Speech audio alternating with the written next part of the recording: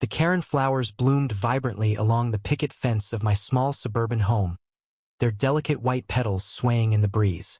To me, they were a cruel irony, symbols of peace in a neighborhood that had turned into a battleground. My name is Ethan, and for 3 years, this ramp outside my front door was my lifeline. After a car accident left me reliant on a wheelchair, that simple wooden structure meant freedom, dignity, a way to live. But to my neighbors, it was an eyesore, a blemish on their pristine cul-de-sac. It started with whispers.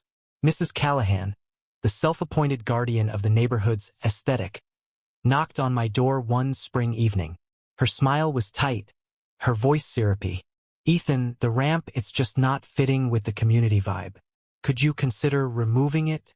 I explained calmly, "It's for my wheelchair, my only way in and out."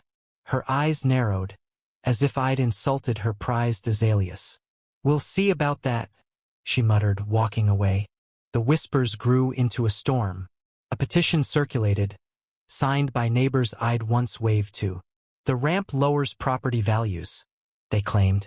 "It's an unauthorized structure," they argued, ignoring the permits I'd secured.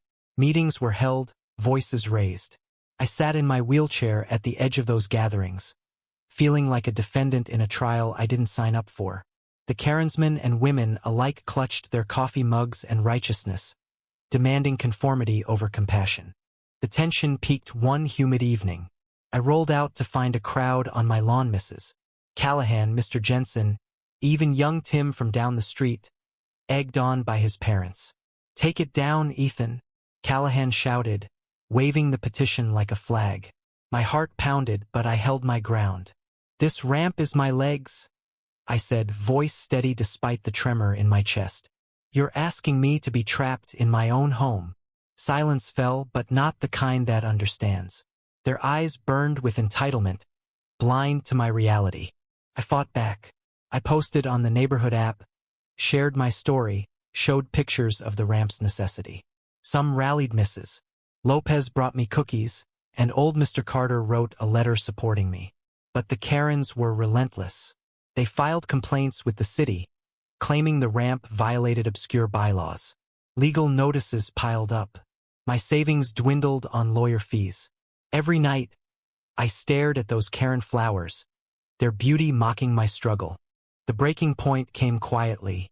The city ruled against Maya technicality about setback lines. I had 30 days to remove the ramp or face fines I couldn't afford. I sat by my window, watching kids play in the street, their freedom a stark contrast to my shrinking world. On the final day, I dismantled the ramp myself, each nail a stab to my pride. Neighbors watched, silent. Mrs. Callahan smiled, triumphant. Now I'm housebound, reliant on deliveries, my independence stolen by those who valued curb appeal over humanity. The Karen flowers still bloom, indifferent to my loss. Was I wrong to fight for my dignity? Or were they wrong to demand I sacrifice it for their comfort? Share your thoughts. What does justice mean when a community turns on one of its own?